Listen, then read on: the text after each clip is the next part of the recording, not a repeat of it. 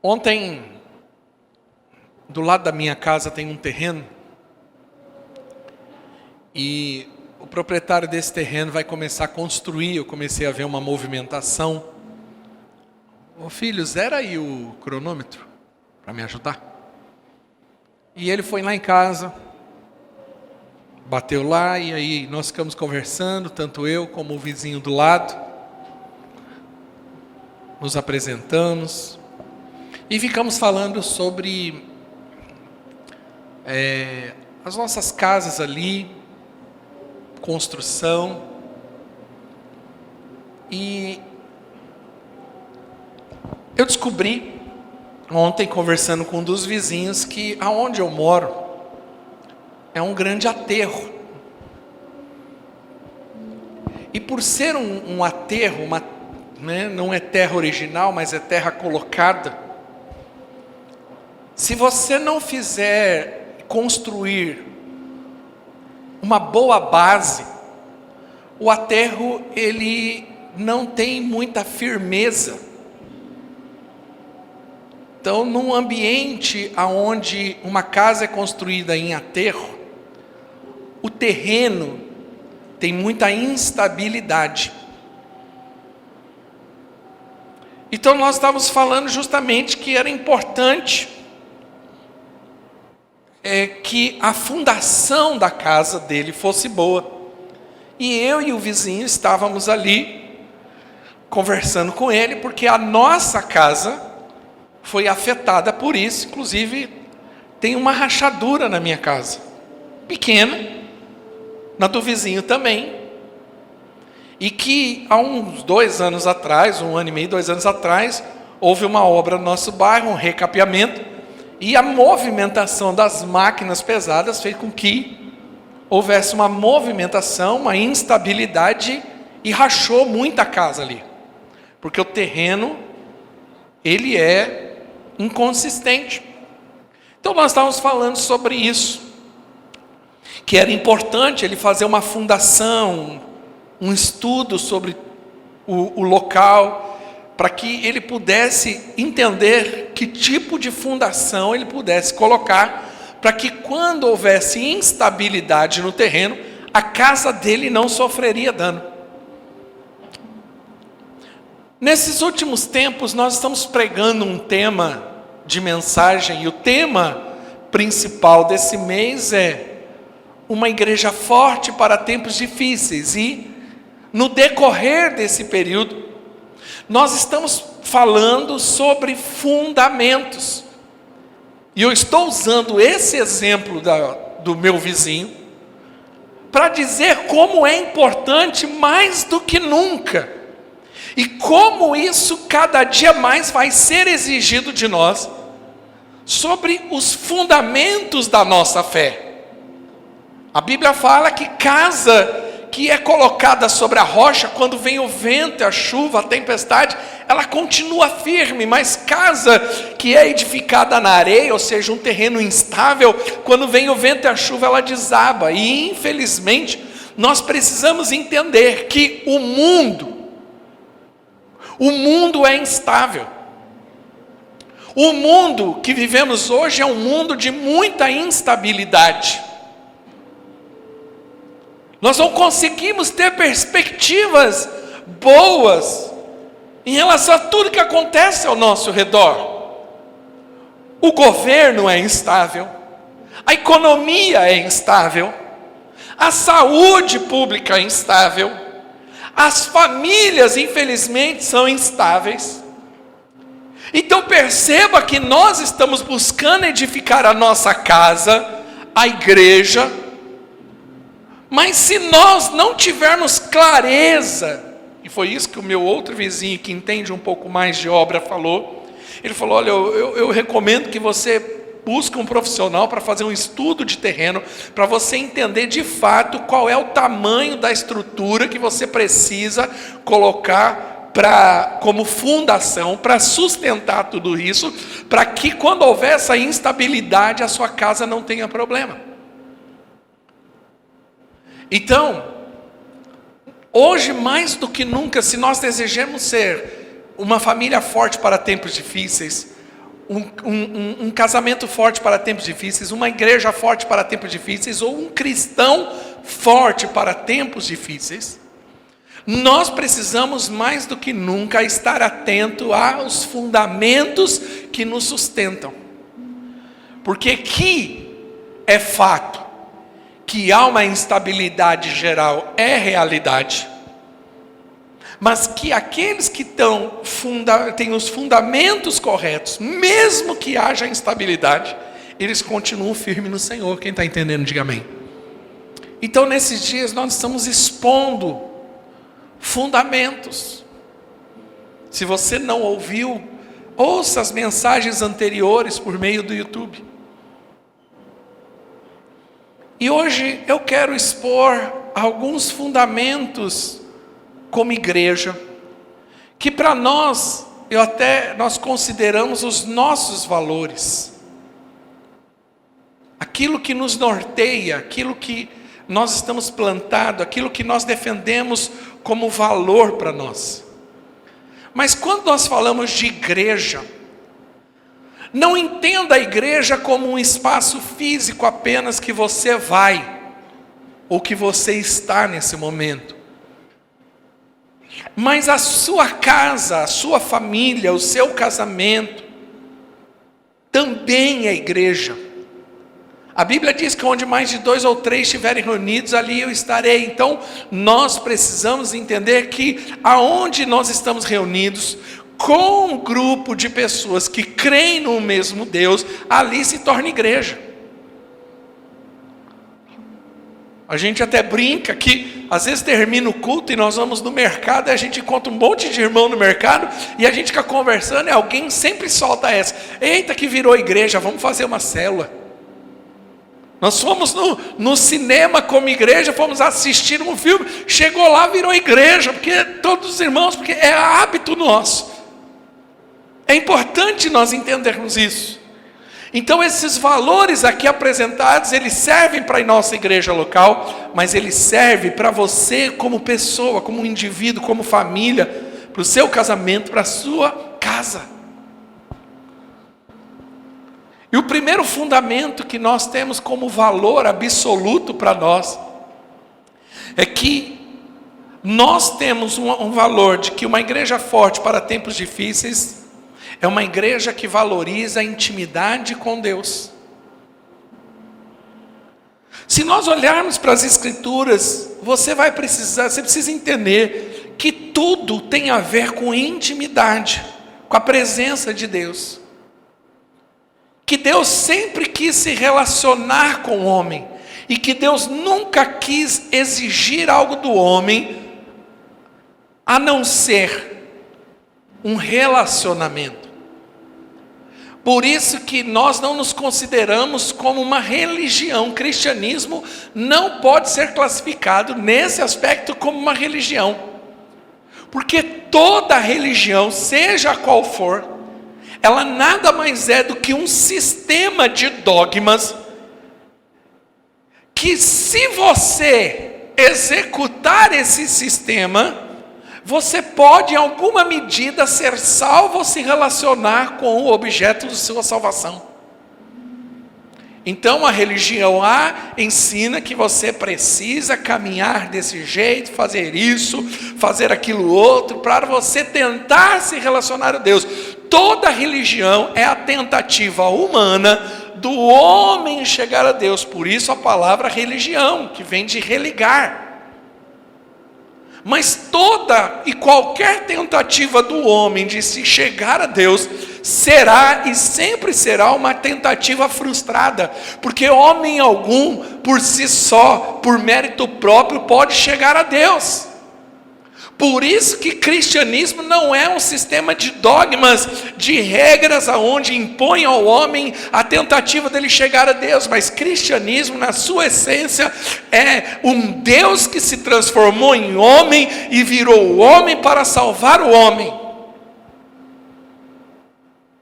E isso é tão real que já está descrito no 3º capítulo de Gênesis. Todos conhecemos a história de que Adão e Eva pecou. E eles viviam no relacionamento com Deus, e quando eles pecam, eles reconhecem que estão nus, seus olhos são abertos, e eles se escondem de Deus, com medo e vergonha de Deus. Mas é interessante que nesse momento Deus chega para falar com eles. E interessante a pergunta que Deus faz. Em Gênesis capítulo 3, versículo 9, diz assim: mas o Senhor Deus chamou o homem perguntando: onde você está? Perceba que a pergunta que Deus faz ao homem não é o que você fez, porque o que você faz, sendo certo ou errado, não é tanto importante ou tão fundamental quanto aonde você está, porque a preocupação de Deus não foi a atitude errada de Adão e Eva, mas foi o desejo de Adão e Eva de ficar longe de Deus, de se afastar de Deus, porque o pecado faz isso com o homem. Então desde o início foi a tentativa e o trabalho de Deus para o Deus se relacionar com o homem. Então para nós isso deve ser um valor absoluto. Buscar a presença de Deus é algo tão prioritário em nossas vidas. Ter um estilo de vida de adoração, de oração e de leitura da palavra de Deus é a base para a intimidade com Deus. Por isso o tempo todo nós vamos enfatizar esse valor, trabalhar em cima disso, para que possamos gerar relacionamento com Deus. Porque nós manifestamos em público o que nós somos no secreto. Então é importante nós nos relacionarmos com o Senhor. Olha que interessante, que tudo tem a ver com relacionamento. Segunda carta aos Coríntios 3,18, Paulo fala algo interessante, que ele diz: olha, mas todos nós, com o rosto descoberto, refletindo como um espelho a glória do Senhor, somos transformados de glória em glória, na mesma imagem, como pelo Espírito do Senhor. Ele fala: olha, quando você contempla, você é transformado. Quando você está diante do Senhor, contemplando ao Senhor, a sua contemplação gera uma transformação e uma identificação com Deus. Veja que a nossa transformação não é pelo simples estudo científico da palavra, mas a nossa identificação que gera transformação é que quanto mais tempo eu passo com o Senhor, mais parecido eu me torno com Ele. Antigamente, nos primórdios da máquina fotográfica, a foto demorava, às vezes tinha que ficar mais de 2 horas na mesma pose. Era assim que funcionava no início. A pessoa tinha que ficar mais de 2 horas na mesma pose, posicionado a máquina na frente dela, porque esse tempo de exposição fazia com que refletisse a imagem num papel, e esse reflexo tomava forma, e você conseguia ter a mesma imagem no papel que aquela máquina estava pegando, mas só era possível quando passasse muito tempo perante a máquina.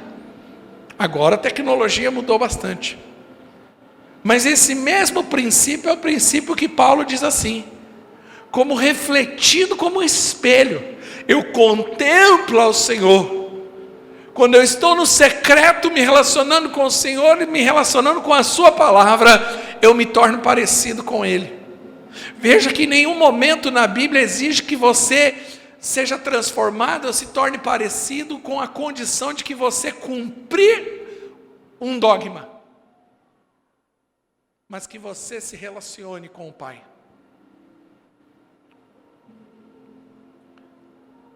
Segundo valor absoluto para nós, uma igreja forte para tempos difíceis é uma igreja que se reúne. Sabe, nós entendemos que ser igreja é andarmos juntos. Por isso nós valorizamos sim os cultos presenciais, as células e as nossas reuniões de discipulado.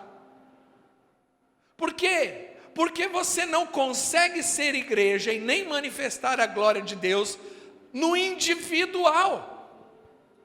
Em nenhum momento a Bíblia valoriza isso. Mas eu só consigo ser igreja de fato, e na verdade eu só sou igreja quando eu estou reunido. Eu não sou igreja sozinho. Eu só sou igreja quando eu estou reunido. Então, nós cremos que você não consegue, que nós não conseguimos viver a verdadeira vida de Deus sozinhos. E que para viver essa vida eu preciso estar ligado ao corpo. É como o meu dedo. Se eu tirar esse dedo, ele morre, porque ele deixa de ser suprido. Ele deixa de receber vida. E ele só tem vida. E ele só consegue cumprir o papel dele no corpo, se ele estiver ligado ao corpo. Um dedo separado não vale para nada. Mesmo doente, eu estou brincando aqui porque eu estou com o dedo dolorido aqui, que eu machuquei o dedo. Mesmo doente, se ele continuar no corpo, o próprio corpo trabalha para a sua cura. E isso também é para nós. Mesmo que eu esteja machucado, mesmo que eu me sinta sobrecarregado, se eu estiver ligado no corpo, eu continuo tendo vida e recebo cura. Porque o próprio corpo trabalha para a cura. Quando Jesus fala da parábola das 99 ovelhas e da ovelha perdida, veja que a ovelha perdida é aquela que está sozinha. As 99 não são consideradas perdidas, porque você nunca se perde quando você está no meio do corpo, quando você está reunido com o corpo. Você só se perde quando você fica sozinho.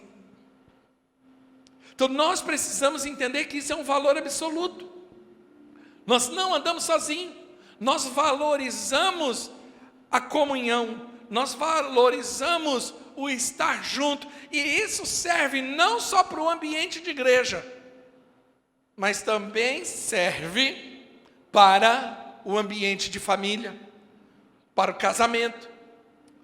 Nós sempre vamos valorizar o coletivo e não deixaremos o individual sobrepor ao coletivo. Qual que é o problema de muito casamento hoje? Falta de coletividade dentro da família. Você tem famílias que não são uma família, que não dão valor para o coletivo. São grupos de pessoas, mas que vivem de forma individual. É um que come de um lado, é outro que come do outro. Não tem mais a família, não tem mais a mesa, não se valoriza mais o estar junto.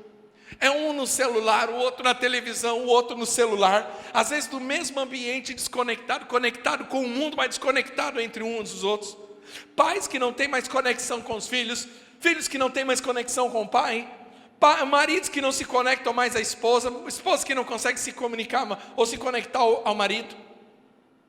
Irmãos que não se conectam. Por quê? Porque você só consegue esse tipo de conexão quando você caminha junto. Quando você anda junto, quando você comunga da mesma realidade, mesmo que você não concorde 100%.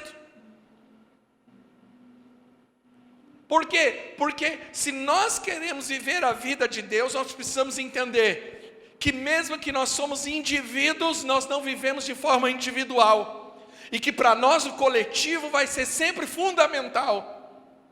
Isso serve para dentro da minha casa, isso serve para a minha sociedade, isso serve para a igreja. Falava com a minha esposa vindo para cá que tem algumas coisas que me deixam, que me tiram do sério. E uma delas é o egoísmo de pessoas. Quando você vai num lugar onde a pessoa não respeita a sua individualidade, porque ela se acha tão exclusiva que ela desrespeita você. Brinquei, estava conversando com ela, não tem coisa pior no mundo que um mau vizinho. Um vizinho que mesmo que ele ache que ele está dentro da casa dele, ele não entende que mesmo dentro da individualidade dele, ele não pode atrapalhar a minha individualidade do lado. Graças a Deus pelos meus vizinhos. Mas não tem coisa pior do que gente que desrespeita a sua individualidade, porque ele acha que a individualidade dele é maior e se sobrepõe à sua individualidade, porque ele não pensa no coletivo.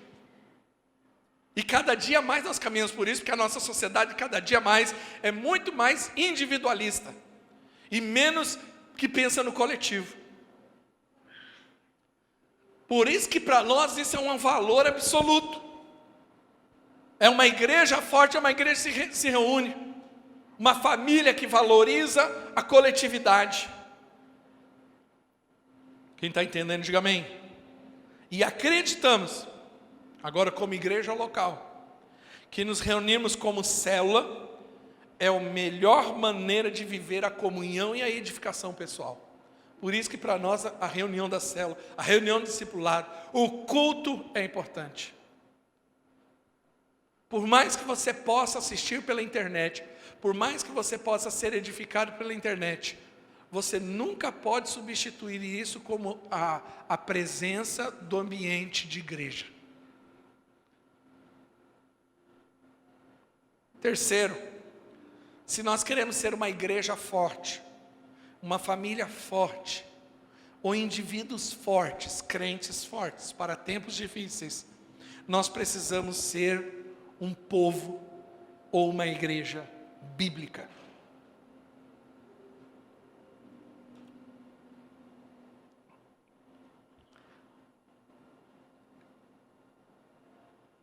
Agora essa semana, nós como cristãos, tem uma data importante, agora dia 31 de outubro, e não é o Halloween, como erroneamente alguns têm valorizado, mas nós como igreja repudiamos essa prática, por conta de tudo que está por trás disso e da fonte disso. E entendemos que um cristão genuíno não deve, em nenhum momento, mesmo que o mundo todo tenha se moldado a isso, nós não devemos nos moldar a essa mentira e esse engano. Porém, no mesmo dia 31 de outubro, comemora-se uma data muito importante para o cristianismo, que é a data oficial da Reforma Protestante. Em 1517, Martim Lutero, ele se levanta como um padre católico, e ele levanta, e por isso que é uma reforma protestante, porque ele protesta e se posiciona contra a igreja católica e denunciando a igreja católica. E ele prega ali, diante da igreja, as 91 ou 92 teses. Quantos são, Carlão? 95? Carlão esses dias estava explicando aqui, eu não me lembro os números, mas agora entendi, 95. Teses refutando o posicionamento da igreja católica.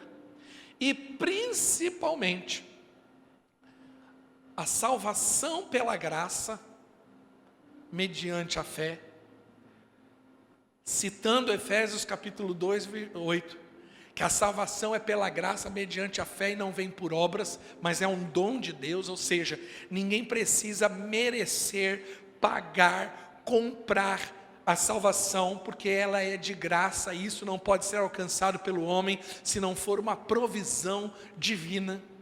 E não tem nada que o homem faça para adquirir a salvação, senão somente crer na obra de Jesus Cristo, e não naquilo que o homem pode fazer.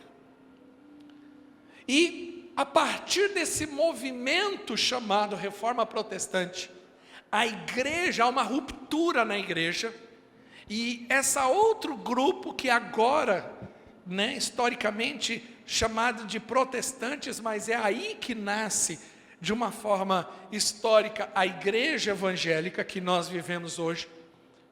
E daí sai igreja batista, igreja presbiteriana, igreja luterana, e assim as demais igrejas com o passar do tempo, chegando aos dias de hoje. Ou seja, nós só estamos aqui hoje ouvindo o que ouvimos e crendo da forma que cremos, porque um homem como Martinho Lutero se levantou para protestar e se levantar contra isso. E a partir desse momento, cada igreja, um movimento na Europa começa a fazer, porque a igreja precisava se fundamentar, ou seja, declarar de fato aquilo que cria e no que eles criam. E aí começa um processo que começa a se realizar, escrever as confissões de fé. Dentre elas, a mais famosa, a confissão de Westminster. Mas você tem a confissão de Dort, você tem a confissão batista de 1692, se eu não estiver enganado.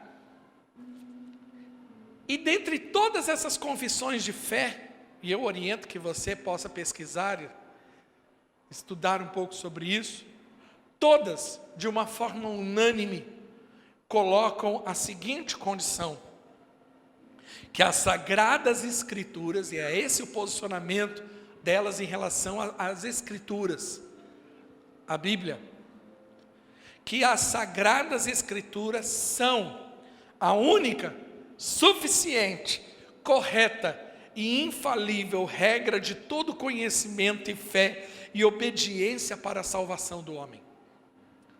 Todas, de forma unânime, se posicionam em relação às Escrituras e dizem que somente a Bíblia, e só a Bíblia, é a única regra de fé e conduta para a salvação do homem, combatendo diretamente um dos maiores dogmas da Igreja Católica, que é a infalibilidade papal, que coloca a palavra do Papa como infalível e que a Bíblia poderia ser reinterpretada, mas a palavra do Papa não. Então, combatendo essa heresia, eles falam: não, a Bíblia é e deve ser a única, suficiente, correta e infalível regra de fé. Ou seja, se nós queremos ser uma igreja forte para tempos difíceis, uma família forte para tempos difíceis, um casamento forte para tempos difíceis, criar filhos fortes para tempos difíceis, nós precisamos colocar a Bíblia como na posição que ela deve ocupar, e nós precisamos ser um povo bíblico, que não somente crê, mas defende as Escrituras e usa as Escrituras como um manual de vida para si. E que não existe nada nessa terra que possa ser superior às Escrituras para nós. Ou seja, o que as Escrituras dizem que é, e o que as Escrituras dizem que não é, não é. E que outro homem, outra pessoa, não pode se colocar acima das Escrituras.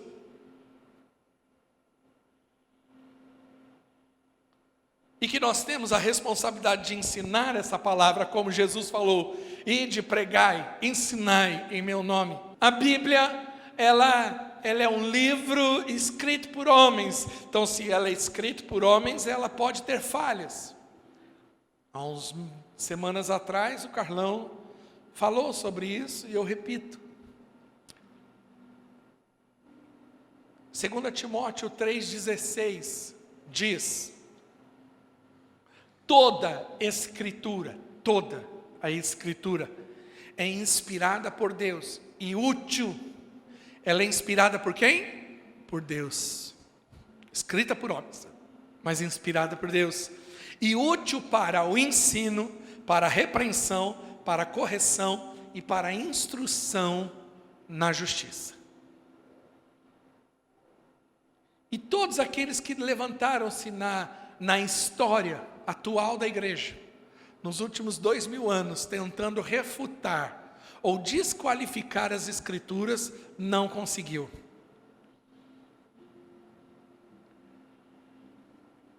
Então, cada dia mais é exigido de nós que sejamos um povo bíblico. Se você quer uma solução para o teu casamento, eu oriento que você leia a Bíblia. Se você quer saber como educar os seus filhos, eu oriento que você leia as Escrituras. Se você quiser saber como lidar com dinheiro, eu oriento que você lide com as Escrituras. Se você quiser uma resposta para as suas angústias internas, eu oriento que você leia as Escrituras. Ela é vida.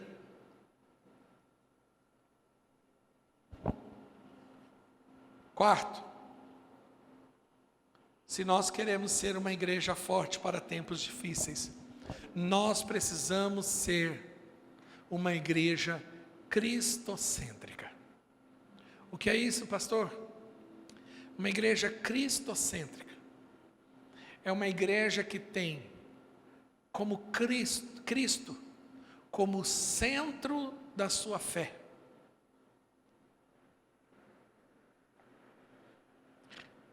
Se eu quero ser uma família forte para tempos difíceis, a minha família precisa ser cristocêntrica.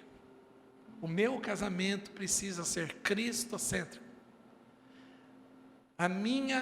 Se eu quero viver uma vida solteira, mais tranquilo, eu preciso viver uma vida cristocêntrica. O que é isso? Uma igreja verdadeiramente cristocêntrica, ela vive e interpreta todas as coisas na perspectiva de Deus em Jesus Cristo. A sua cosmovisão, explicava para minha filha essa semana, cosmovisão é a maneira como você enxerga e interpreta o mundo. Ela precisa ser na perspectiva de Cristo. Porque quando você vive uma vida na perspectiva de Cristo, você vai enxergar todas as coisas por meio de Cristo, para glorificar a Cristo. Deixa eu te dar um exemplo. Paulo ensina na primeira carta aos Coríntios, capítulo 2, versículo 2. Ele diz a seguinte expressão: pois decidi nada saber entre vocês, a não ser Jesus Cristo a esse crucificado. O assunto principal e central da mensagem de Paulo era Cristo glorificado. Paulo não tinha intenção nenhuma de falar ao homem a respeito do homem, mas o assunto central de Paulo é Cristo. Quando você olha de Gênesis a Apocalipse, você estuda livro por livro, todos, o tema central é Cristo, não é o homem.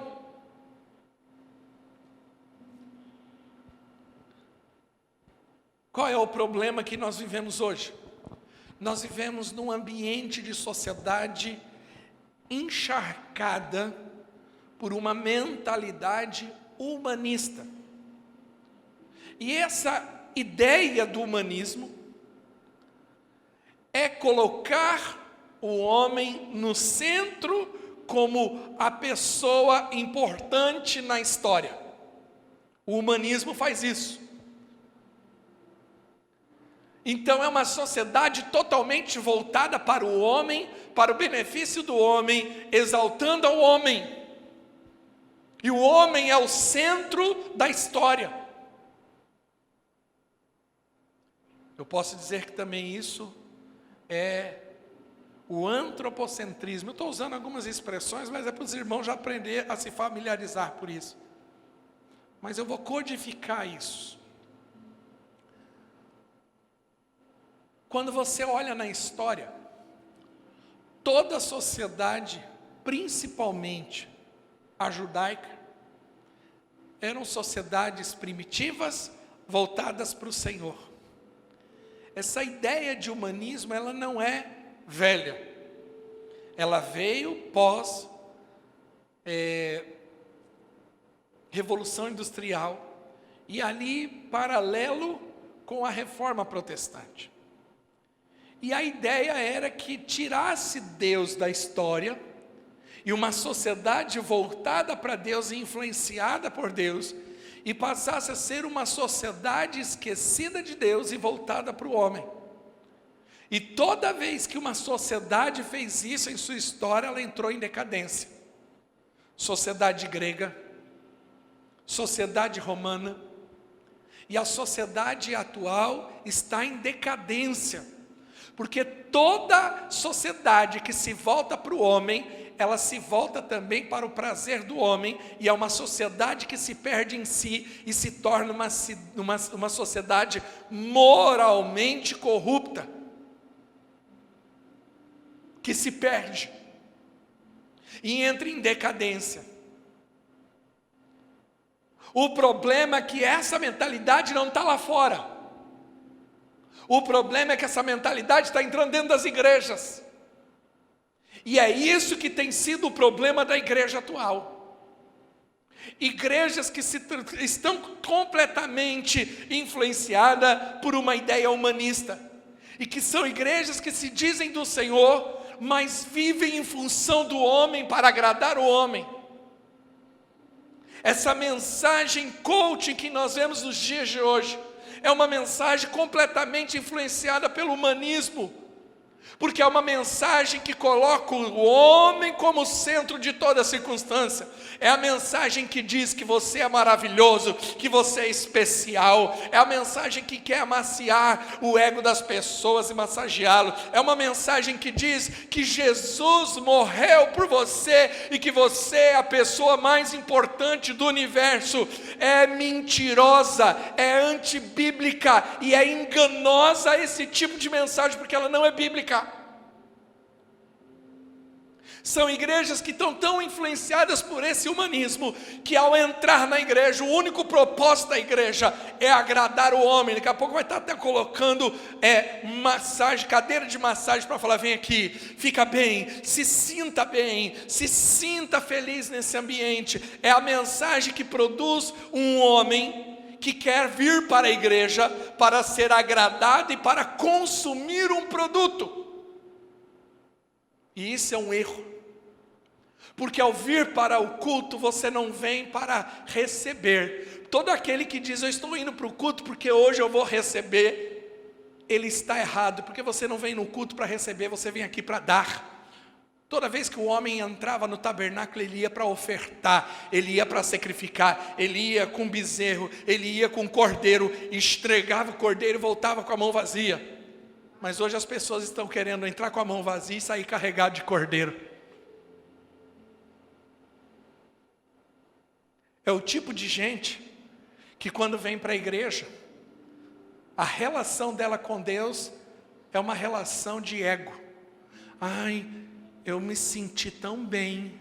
Ai, Deus falou comigo. Olha, eu me senti tão especial na igreja. Nossa, como Deus falou comigo. Não que Deus não fale, não que você não sinta, mas esse não deve ser o propósito do nosso culto. Porque isso mostra o quanto o nosso coração está errado. E que na verdade o centro dessa história não é mais Deus, é o homem. Tira Deus da história.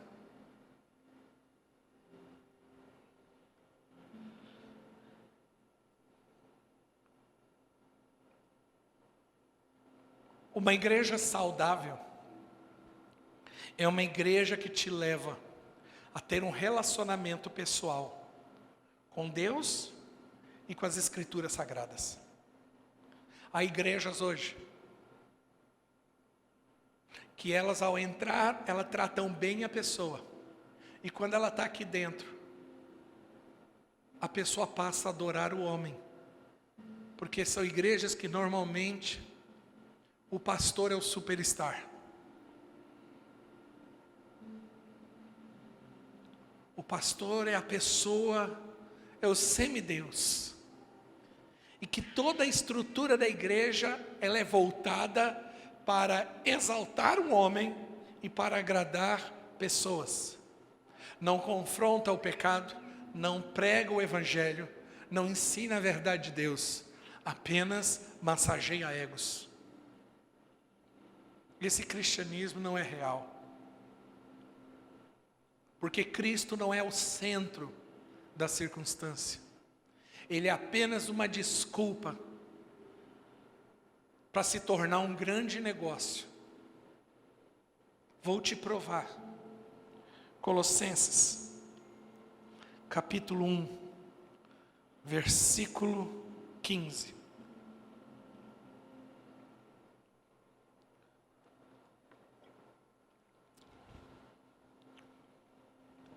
Olha o que Paulo escreve a respeito de Cristo.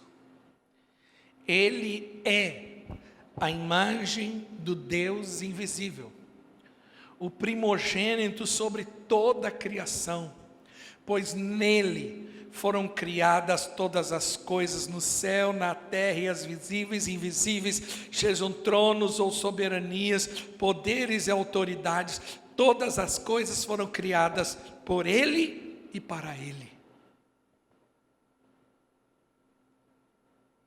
O pregador que senta no banquinho com uma voz piedosa e te diz: você é o centro do coração de Deus, e que Jesus morreu por sua causa, é mentira. Jesus morreu para a obediência do Pai, mas tudo que Ele fez para a glória de Deus.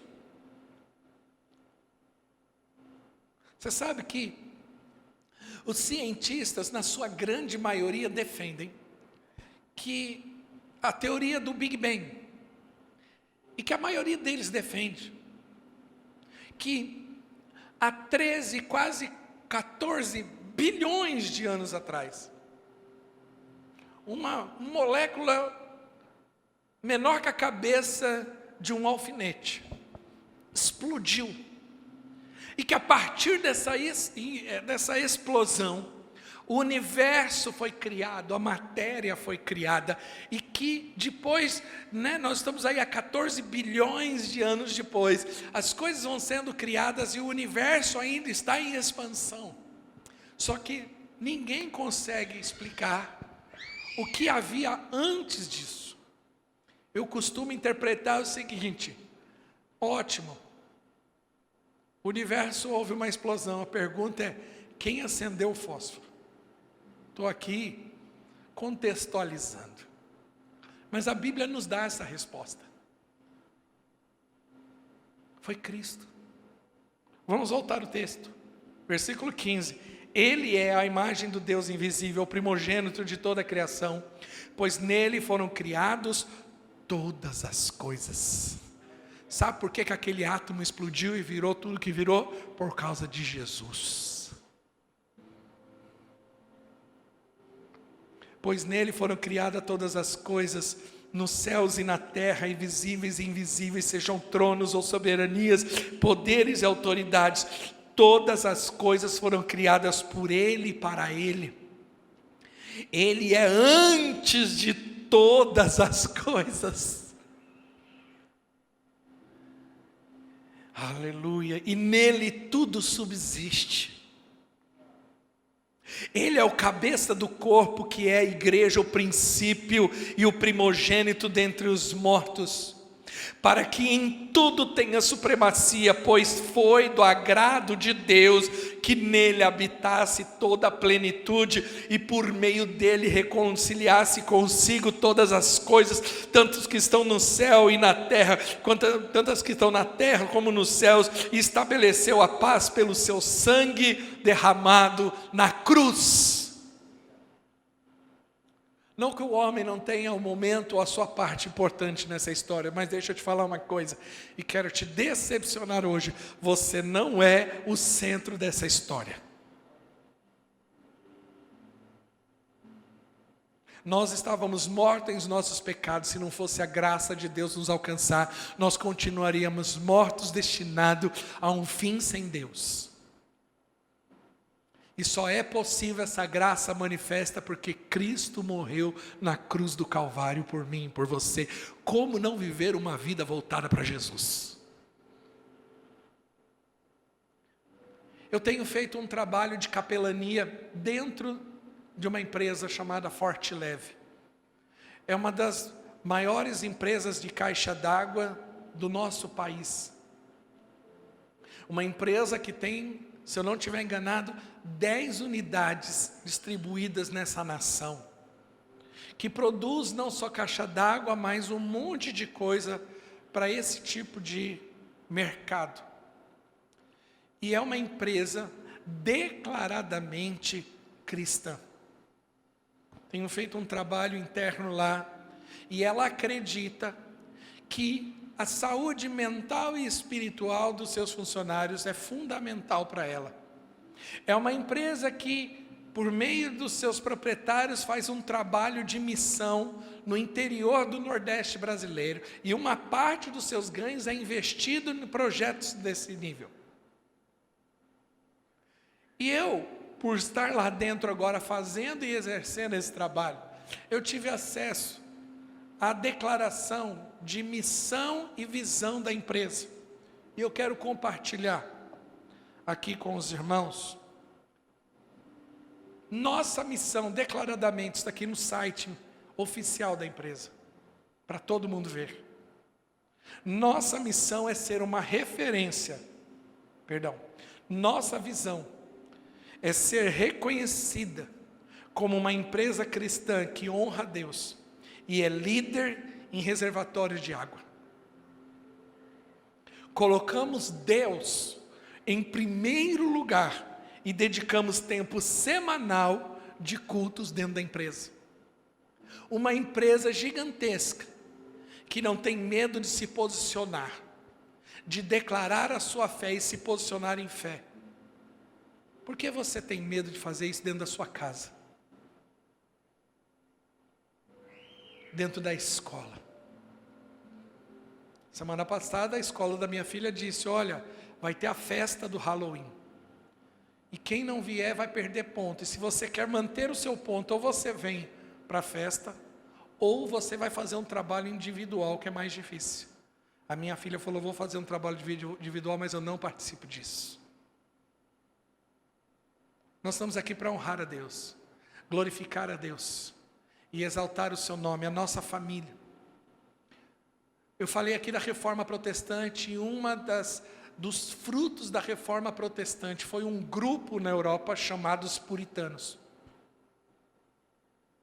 A Reforma Protestante, ela afetou tanto a sociedade da sua época, que Max Weber, que era um socialista, que não era crente, escreve um livro, e ele faz um estudo, e ele mostra nesse estudo, a ética protestante e o espírito capitalista, é o nome do livro. E ele mostra, por meio de uma perspectiva de um sociólogo não cristão, que os lugares, locais e países onde o protestantismo cresceu, eram os países que mais prosperavam. O efeito do cristianismo genuíno sendo ensinado e pregado e vivido mudou o ambiente econômico e social de nações. Dentro desse movimento, nós temos um grupo específico chamado os puritanos. E dentre a sua confissão e regra de fé, os puritanos diziam, a minha vida é para glorificar a Deus. O meu casamento e a minha família é para glorificar a Deus. E o meu trabalho glorifica ao Senhor. Eles não tinham essa separação entre vida secular e vida comum, não. A sua vida era uma só. Cristo era o centro e o objetivo deles era glorificar a Deus. Esses homens eram os que mais eram exigidos para ser em porta de emprego. Por quê? Porque todo mundo queria um puritano trabalhando para si, porque o trabalho deles era com tanta excelência, porque o desejo deles era glorificar a Deus. Quem não queria um funcionário desse?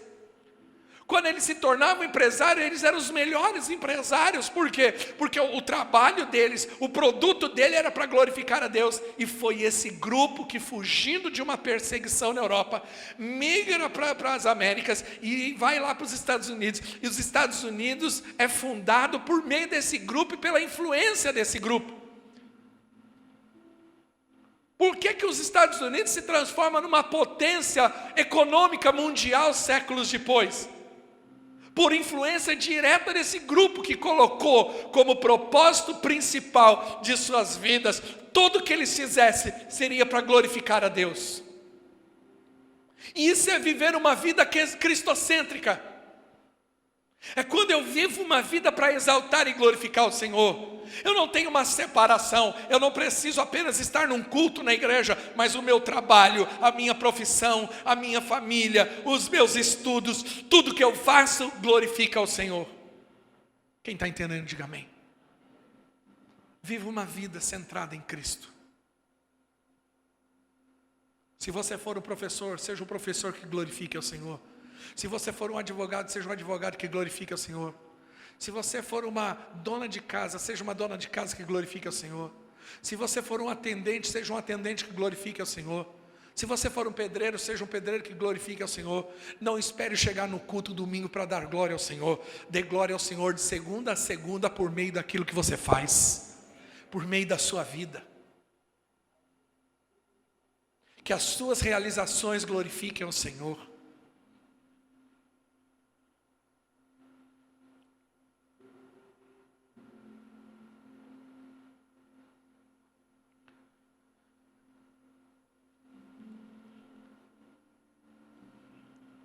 Quando nós queremos ser uma igreja forte para tempos difíceis, nós somos uma igreja, ou uma família, ou indivíduos, que temos uma responsabilidade geracional. O que é isso, pastor? É quando temos não apenas uma preocupação, nós temos um encargo de discipular a próxima geração. Que por mais que façamos e realizamos, o que nós fizermos não vai morrer em nós, não vai acabar em nós, sabe por quê? Porque uma igreja forte para tempos difíceis é uma igreja que entende o poder de um legado. A coisa mais importante que um homem pode realizar na vida não é a construção de suntuosos prédios ou de grandes empresas. Nós conhecemos a história de muitas pessoas que fizeram isso, mas depois que elas partiram, tudo desabou. Porque eles conseguiram construir prédios de concreto, de metal, mas não conseguiram deixar um legado. Que no meio dessa história, eles conseguiram até adquirir um bom patrimônio, mas perderam suas famílias. Acabaram sozinhos. E que a coisa mais importante para um homem é o seu legado. Legado é não somente aquilo que você deixa, mas as marcas que você deixa.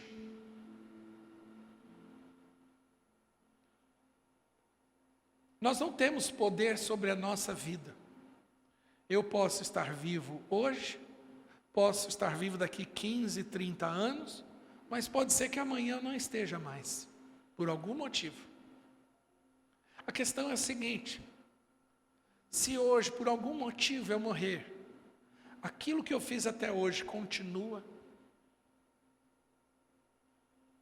Isso fala sobre discipulado. E não pense nessas palavras fechando dentro de uma caixinha. Não é só isso dentro da igreja, da célula. Não. O primeiro discipulado começa dentro da nossa própria casa. É eu desejar me multiplicar naqueles que Deus tem me dado como responsabilidade, que é minha esposa e as minhas filhas. Eu tenho conversado muito com a minha equipe. E eu tenho pensado, eu quero que você entenda, por que a gente investe tanto em ministério infantil? Eu vou te dar um dos motivos. Eu tenho 47 anos. Eu sei que eu tenho mais uns 15 anos aí para gastar em alto e médio nível. Não que eu não vá fazer, eu vou me aposentar para ficar em casa criando passarinho. Mas eu sei que eu não vou morrer abraçado com a igreja. Essa não é nem o meu papel e vontade. E que a gente precisa preparar isso para que outros possam pastorear. Eu brinco muito com o pastor Edmar, porque nós temos próximo da idade. Eu brinco, eles têm cabelo branco, eu ainda não tenho, alguns. Mas é que nós estamos envelhecendo. E nós temos que pensar nessa igreja, no futuro. E que quem vai cuidar disso daqui 15, 20 anos... são aqueles que estão lá dentro das salas, lá embaixo. Quem concorda, diga amém. São eles. São aquelas crianças que às vezes estão correndo, pulando.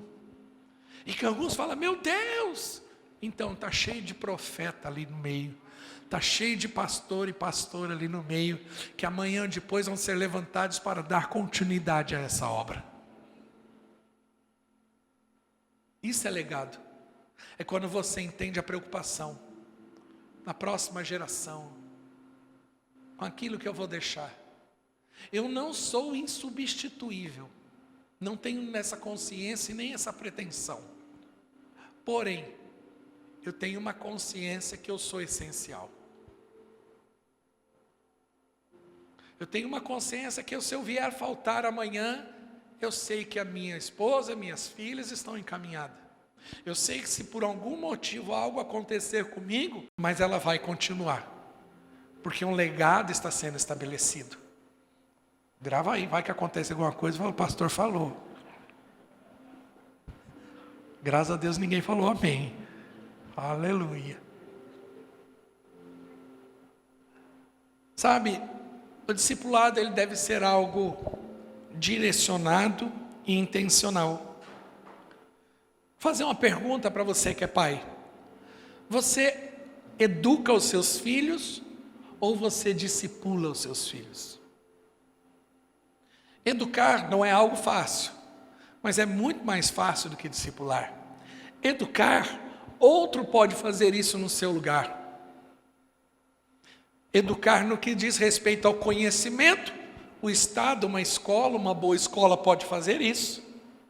Educar no que diz respeito a uma boa educação do dia a dia, o filho ensinar como se comportar, como comer, falar bom dia, boa tarde, boa noite, você pode delegar alguém, pagar alguém, alguém faz isso.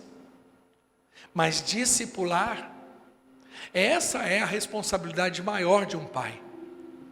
Infelizmente muitos pais não entenderam isso, por isso que acabam perdendo seus filhos, porque a preocupação do pai era trazer uma boa educação, mas esqueceu de que a maior preocupação deveria ser discipular o filho. Como flecha na mão do arqueiro, assim são os filhos do Senhor. Eu discipulo, eu treino, eu os preparo, emocionalmente, mentalmente, espiritualmente, para que eles possam alcançar o alvo e atingir os objetivos que Deus tem traçado. Eu conduzo eles a entender a revelação da vontade de Deus, mas isso principalmente se revelando por meio da minha vida. Eu prego para eles, não apenas abrindo as Escrituras, mas sendo as Escrituras ao lado deles. É assim que você discipula a próxima geração. Essa mentalidade ela não pode ficar presa aos ambientes somente eclesiásticos ou ao ambiente de igreja. Ela deve ser uma mentalidade geral. Quando você olha para as Escrituras, você vê claramente. E o número de discípulos crescia. O número de discípulos aumentava. A igreja crescia porque tinha uma mentalidade de discipulado.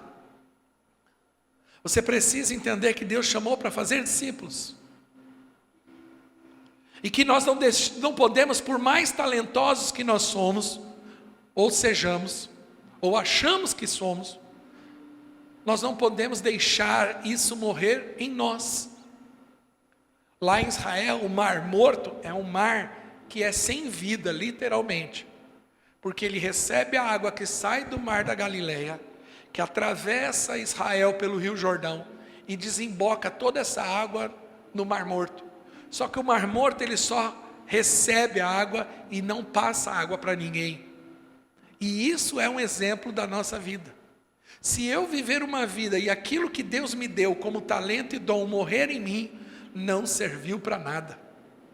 E que só tem vida de fato quando eu me multiplico. Quando eu começo a me multiplicar e abençoar outros. Então o rapaz do som, ele tem que aprender, ele pode ser um ótimo pessoa que trabalha no som, mas se ele não estiver amanhã e a gente não poder ligar o som, porque não tem ninguém que o faça, o trabalho dele não foi bem feito. Se você lidera a célula e por algum motivo você não pode estar mais na célula e não tem ninguém que te substitua, o trabalho não está sendo feito. Se eu como pastor não puder estar aqui pregando na semana que vem e não tiver ninguém que possa fazer isso, não adianta eu ser um ótimo pregador. Se alguém não puder pregar, o meu trabalho não está sendo bem feito. E aí entra no meu último tópico.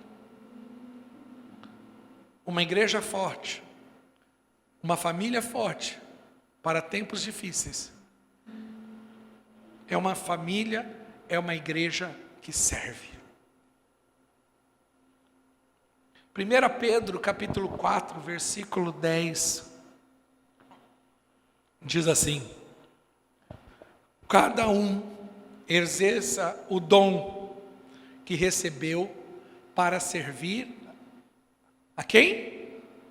Aos outros. Diga aos outros. Administrando fielmente a graça de Deus em suas múltiplas formas. Deus nos deu dons e talentos, e isso precisa ser para servir os outros, para abençoar outros. Nós temos aqui alguns pés de manga aqui no estacionamento, e já está cheio de manga, só que ainda não está madura. Provavelmente novembro, né? É o período onde as mangas ficam maduras. E eu já dou liberdade para os irmãos pegar as mangas. Alguns comem manga verde, eu não. Mas fique à vontade. Mas deixa a manga crescer pelo menos.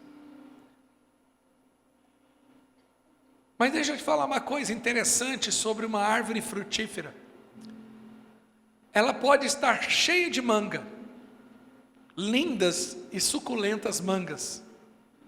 Maravilhosas e doces mangas. Mas se ninguém comer a manga, de que adiantou dar o fruto? O grande propósito de um pé de manga é alguém que possa colher a manga, rasgar a manga, aí cada um come do jeito que achar, e saborear a manga. A alegria do pé de manga é quando alguém está saboreando e se alimentando do seu fruto. E ali não é apenas um alimento, mas está nutrindo alguém. Não está apenas matando a fome, mas está fortalecendo alguém. O dom que Deus nos deu, e esse dom aqui, ele não é carisma, não é dom espiritual. Ele é o dom do presente, de qualidades que Deus nos dá para abençoar outros, para servir aos outros. Cada um exerça o dom que recebeu para servir a outros. Cremos que servir é a melhor maneira de imitarmos a Cristo. Servir a igreja, servir as pessoas, servir a essa geração, é a maneira que podemos impactar e abençoar pessoas. Isso deve acontecer primeiro dentro de casa. Tenha um coração disposto a servir dentro da sua casa. Um marido, ele precisa aprender a servir aquela família, aquela casa, a sua esposa, aos seus filhos. A esposa precisa entender que ela precisa servir aquela casa, ao seu marido e seus filhos. Esses dias, olhando a história do divórcio do Cacá com a esposa, o que me chamou a atenção foi a colocação que ela fez, justificando o divórcio que partiu dela. Não vou entrar no mérito aqui, mas a fala dela me incomodou. Porque ela disse, olha, eu não tinha nada que justificasse assim fora do comum. Ele não era um mau marido, não me agredia, não me traía. Ele é um rapaz bonito, tinha dinheiro. Morava fora do país, mas ela falou, eu estava infeliz e por conta disso eu decidi sair de um casamento. Veja bem, o critério de decisão foi a felicidade. O problema de muita gente é esse. E a justificativa de muitos é isso. Eu não estou feliz, mas quem disse que você entra num casamento para ser feliz? Pastor, então eu estou condenado a ser infeliz? Não, você só não entendeu o propósito. Essa felicidade, ela é o resultado de quem serve. essa felicidade, ela nunca vai ser no individual, ela vai ser de novo colocada no coletivo. Um marido que serve a sua casa, ele vai ter uma casa feliz, uma casa saudável. Não vai ter uma mulher sobrecarregada, não vai ter filhos oprimidos.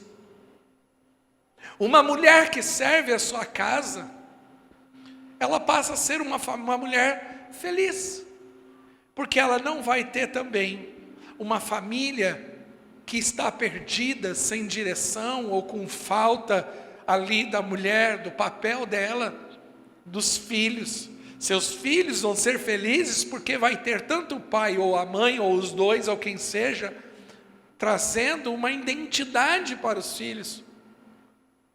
Não há abandono, não há rejeição, mas há comunhão.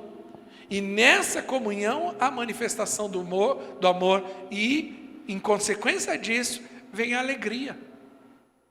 Eu não estou falando que é um estado de alegria, porque estado de alegria, tem dias que eu estou feliz, alegre, mas tem dias que eu não estou. Isso não é justificativa para divórcio e nenhuma decisão minha, que seja qual for. Eu não posso ter como base de critério as minhas emoções. Então veja bem, não entendeu o propósito de servir. Olha que interessante.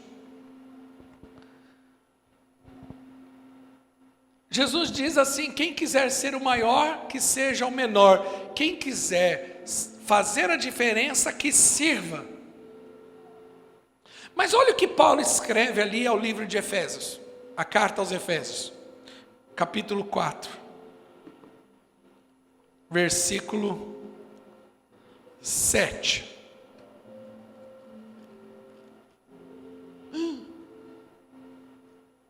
Meu Deus, me perdoa.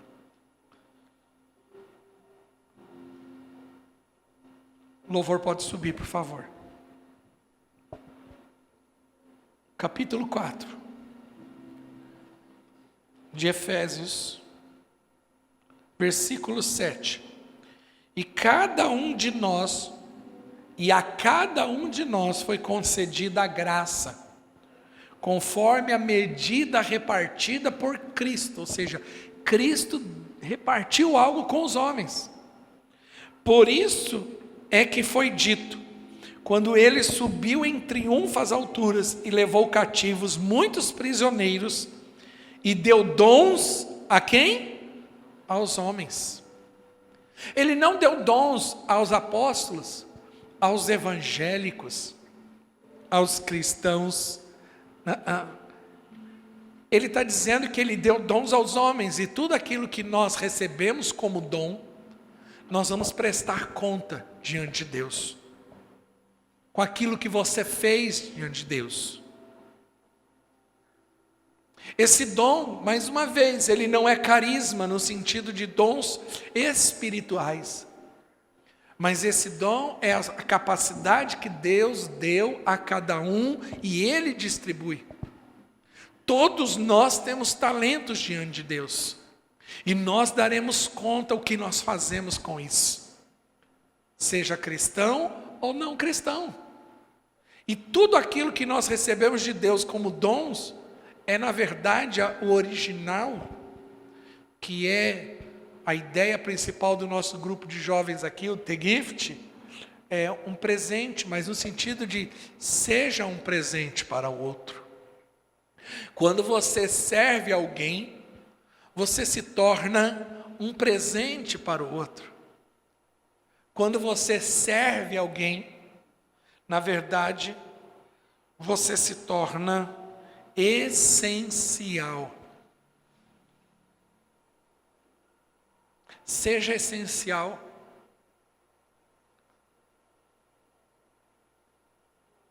Seja essencial dentro da sua casa. Seja essencial. Eu estava pensando nesses dias. A igreja precisa cada dia mais administrar essa mentalidade. Deus tem trabalhado isso no meu coração.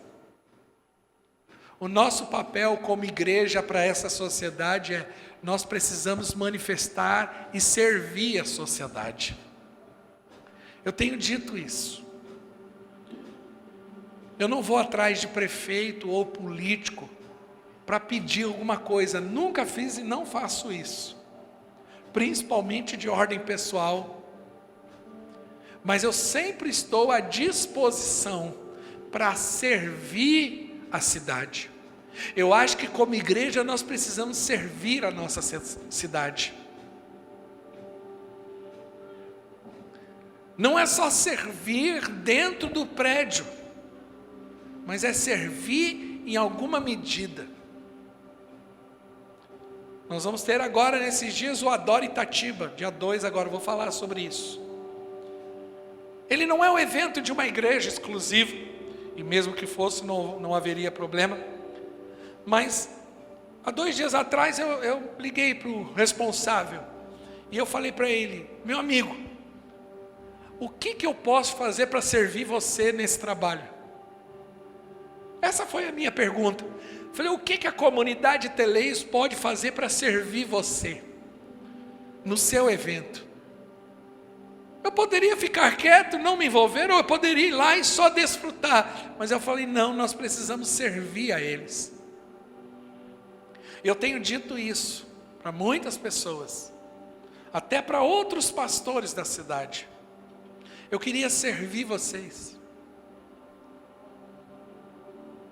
O meu desejo, e eu expresso isso, que nós assimilemos de uma tal forma esse coração, que nós possamos servir a várias circunstâncias, não somente dentro do prédio da igreja.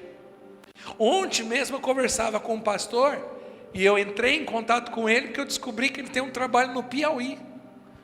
E ele abriu uma igreja lá de taipa, de madeira. E eu falei, pastor, o que eu posso fazer para servir o irmão? A igreja lá no Piauí, no interior do Piauí, pobre, pobre, pobre. Eu falei, irmão, eu quero sentar com você, quero tomar um café com você, eu quero saber o que eu posso fazer. Quando eu falo eu, não estou falando a minha pessoa, mas eu estou falando a instituição que eu represento. Eu preciso servir, porque foi para isso que Deus nos deu. Deus está te capacitando, Deus está te dando dons e talentos. Sirva. Sirva nos ministérios, sirva no seu bairro, sirva na escola, sirva na sociedade. Assim nós vamos manifestar a Cristo como Senhor. Fique de pé, eu quero orar por você.